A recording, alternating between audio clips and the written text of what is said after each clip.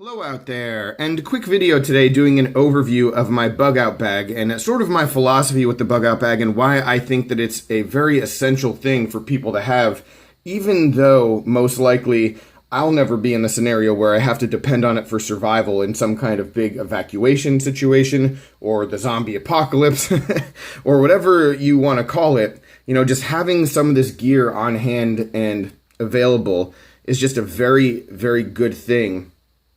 Even though, as we will see, I haven't been the best at keeping up with maintaining it. You know, and if you're interested in a full breakdown of my Bugout bag and everything in it, I'll link to a video I did almost exactly 2 years ago. I posted it. It's about 20 minutes long, going through all of the contents of it. And this was when Hurricane Irma was about to hit Florida a couple of years ago. And as it is, you know, I'm going through it again because guess what? Another hurricane is about to hit Florida.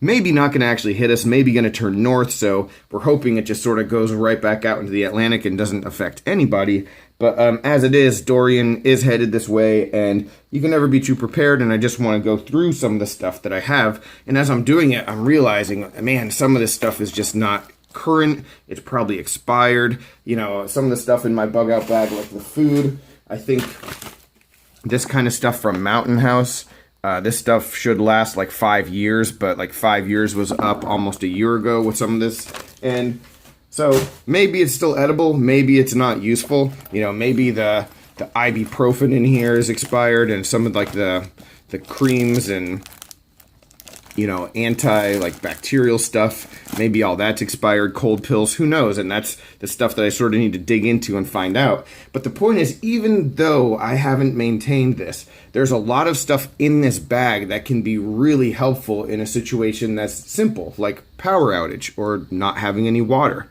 And so it's just a really good thing to have this stuff, even if it isn't maintained the way that it should be. Now I'm in a situation where I am going to catch it up and I am going to be more prepared. But let's just say that I didn't, you know, and I just had the stuff on hand as it was.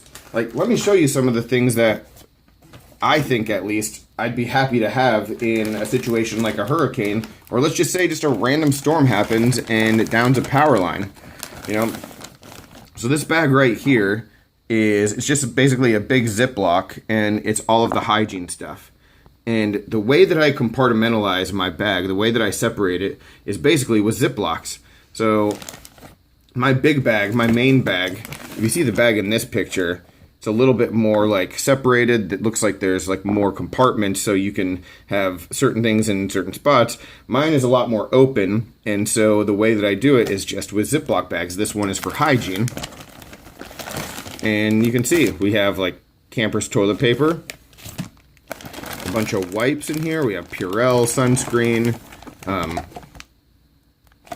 bug spray, Listerine. Let's say we have no water, but we want to get clean. There's, you know, waterless wash. You know, so stuff like that can actually be useful. A lot of this stuff, sure, I'm not going to ever need it, even in a situation like a power outage, but just potentially being able to have it can be a really good thing. And being able to know exactly where it is. You know, in this container, I've got everything related to like lighting. So I've got batteries for flashlights. I've got a little mini mag light in here. I've got a headlamp. You know, and these are all things that I already have just like floating around the house. But again, I have them in a set spot where I know I can go in and reach them if I need them in that situation. And also I have enough for any other people that are with me, my wife, the rest of my family, you know, everybody can have a flashlight, that sort of thing. Where I got my philosophy for this is from a book called The Perfect Bugout Bag, Building the Perfect Bugout Bag, by a guy named Creek Stewart. And I've had a few copies of this because a number of people have actually purchased it for me, in addition to the first copy that I got for myself. And it's just a really good read. It's an interesting book. It's interesting the way that like things are broken down, and the mindset that this guy has. I think he has his own survival school, but the mindset that he has towards survival and just preparation.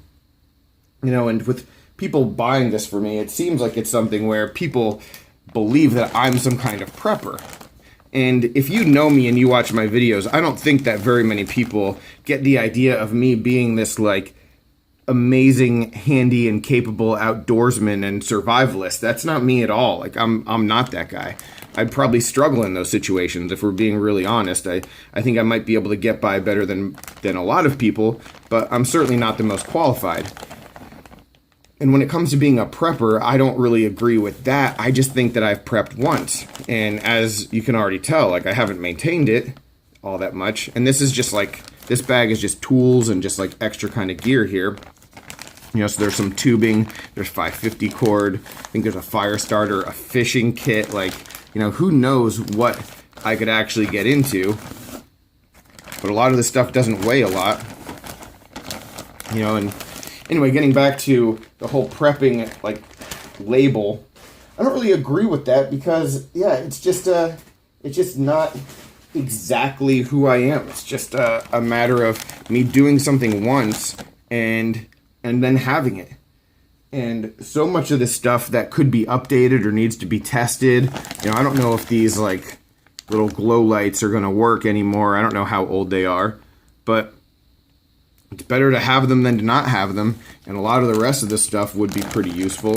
And there's so many little tips that I've gotten from that book, and so many little tips that just, like, I carry with me in my regular life. Like, most of the lighters, the Bic lighters that you'll see me have, all have duct tape wrapped around them. Because who knows when you're going to need duct tape, especially in this kit, you know, all that stuff. Like, there's duct tape wrapped around everything, just so that you can always have duct tape. So, yeah, just a pretty interesting philosophy. And actually at the bottom of this bag, here's another thing that could actually be useful, is just those, like, water tablets in order to purify water if I can't get clean water. And so, yeah, I'm sitting here as a guy who is sort of embarrassed of how I've let things go in my bag for the past year and how I just haven't kept it updated. But as I'm going through it, I'm realizing, man, it's still really good to have all this stuff. And I'm just really happy that, you know, something happens in the next few days, I'll be able to revert to some of these things and yeah, not have to scramble as much. Only have to worry about getting gasoline and water, and even that is really not that big a deal if you sort of stay ahead of it a little bit. So that's where we are, guys. Just wanted to share that with you today. That's my take on the Bugout bag. Again, link down below if you want to see the full contents of it, even though that is a couple years old. It's basically the same right now.